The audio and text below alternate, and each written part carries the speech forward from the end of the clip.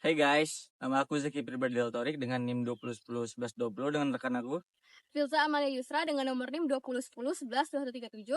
Kami dari kelas Teknik Hukum Perdata 4.2 dengan dosen pengampu Dr. Yasniwati SHMH. Hari ini kami akan menjelaskan tentang pencemaran limbah industri PT Marima Semarang dan juga pencegahan perkawinan dini. Selamat menyaksikan. Baiklah, saya akan menjelaskan terlebih dahulu latar belakang terjadinya kasus pencemaran lingkungan ini.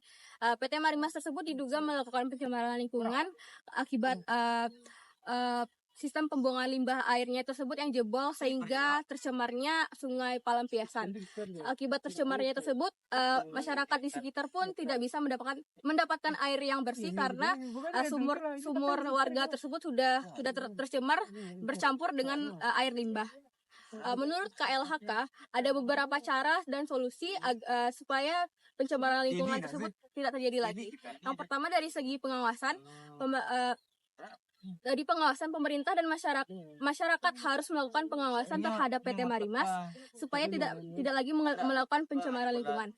Dan juga pemerintah juga harus mengecek secara berkala kualitas air apakah sudah masih tercemar air atau tidak. Dan juga pemerintah tersebut harus mengetahui apakah PT Marimas tersebut sudah taat akan aturannya atau tidak. Yang kedua dari segi pengolahan limbah, PT Marimas tersebut harus PT Marimas tersebut harus memperbaiki sistem pengolahan limbahnya, di mana sistem pengolahan limbahnya tersebut harus ramah lingkungan.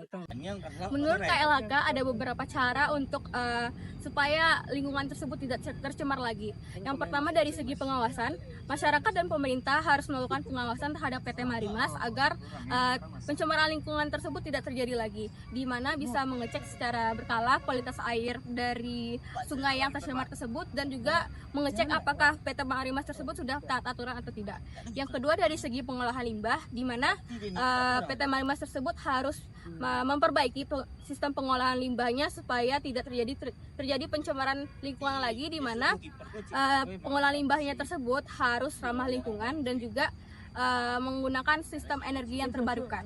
Lalu dari segi pendidikan, masyarakat sekitar tersebut juga harus diberikan pendidikan terhadap bagaimana pentingnya lingkungan tersebut bagi mereka dan bagaimana cara pencemaran lingkungan tersebut dapat teratasi. Dari segi pendidikan ini bisa kita lakukan dengan kampanye sosial ataupun seminar. Lalu dari segi hukum perdata, PT Marimas tersebut dapat dituntut secara perdata, di mana PT Marimas tersebut bisa dikenakan tuntutan ganti rugi dan biaya pemulihan lingkungan, di mana menurut kelompok kami penegakan hukum yang paling tepat itu adalah penegakan hukum perdata, karena mengingat kerugian yang didapat dari masyarakat tersebut sudah lumayan besar. Baiklah, sekian dari saya, terima kasih. Oke guys, aku akan menjelaskan tentang pencegahan pernikahan dini. Yang pertama, pernikahan dini ditinjau dari Undang-Undang Perkawinan. Arti perkawinan tidak terlepas dari tujuan berkeluarga yang terikat antara pria dan wanita. Indonesia sebagai negara hukum telah mengatur tentang perkawinan dalam Undang-Undang Nomor 1 Tahun 1974 tentang perkawinan.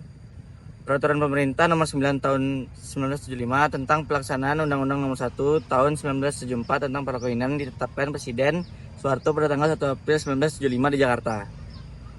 Persoalan pernikahan ini memang tidak dijelaskan secara eksplisit.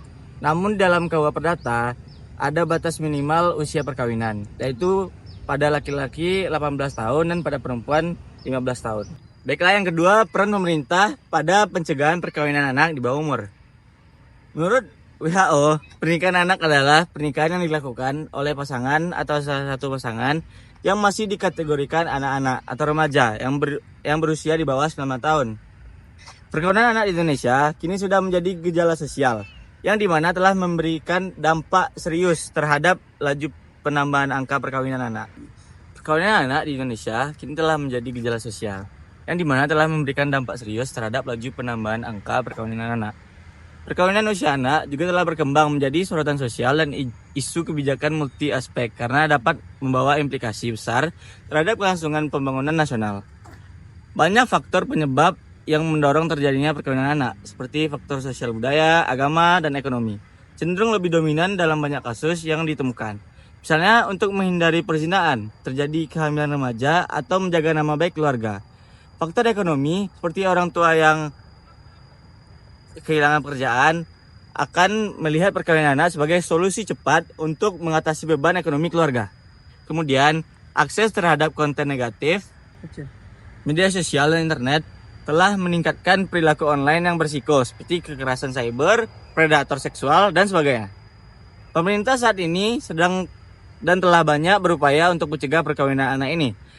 Di tataran nasional, telah ada kebijakan terkait rencana pembangunan jangka menengah nasional atau RPJMN 2020-2024 sebagaimana dituangkan dalam Peraturan Presiden Nomor 18 Tahun 2020 dalam kurung Perpres Nomor 18 Tahun 2020.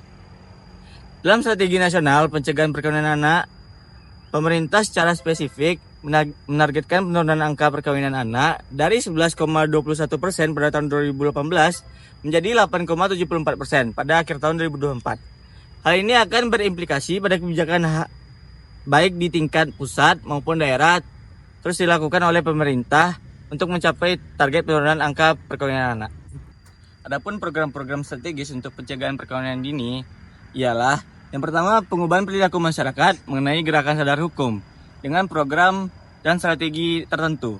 Yang kedua, perbaikan manajemen dan administrasi perkawinan melalui kebijakan-kebijakan tertentu. Dan yang ketiga, sosialisasi program pendidikan seks, kesehatan reproduksi, dan persiapan pranikah melalui ikhtiar-ikhtiar tertentu. Dan yang keempat, perluasan akses pendidikan yang terjangkau. Oke, yang terakhir ini adalah dampak perkawinan dini bagi kedua pasangan. Yang pertama dari segi fisik. Dalam segi fisik ini, pada perkawinan dini itu pihak laki-laki dan perempuan itu bisa disebutkan fisiknya belum siap untuk melakukan sebuah hubungan rumah tangga. Kedua dari segi mental. Pada perkawinan ini biasanya beberapa pasangan itu tidak siap untuk melangsungkan pernikahan ini karena mentalnya yang kurang, seperti tidaknya bertanggung jawab suami terhadap istri. Itu yang pertama. Yang kedua, tidak siapnya istri untuk melayani suami dengan sebaik-baiknya. Dan yang ketiga dari segi kesehatan. Kesehatan ini kita mengarah kepada wanita.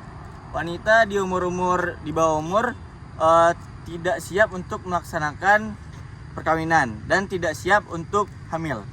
Dan perbedaan wanita di bawah umur dan wanita yang sudah subur dan atau sudah siap untuk menikah itu akan menyebabkan wanita di bawah umur tersebut akan mengalami keguguran. Yang terakhir dari segi kelangsungan hidup rumah tangga. Kedewasaan yang kurang matang, lahirnya emosional serta tingkat kemandirian yang rendah menyebabkan peluang perceraian semakin besar. Dan penyebab lainnya ialah pada pernikahan dini itu menyebabkan kedua pasangan tersebut tidak mapan dan tidak siap untuk menghidupi diri mereka atau keluarga mereka. Mungkin sekian dari saya. Mohon maaf bila ada kesalahan. Assalamualaikum warahmatullahi wabarakatuh. Baiklah, sekian penjelasan dari kelompok kami tentang pencemaran limbah industri dan juga upaya pencegahan pernikahan dini. Semoga penjelasan kami tadi itu bermanfaat dan dapat mengedukasi masyarakat ke depannya. Kami kelompok 1 pamit undur diri dan jangan lupa like, comment, dan subscribe ya guys ya. See you.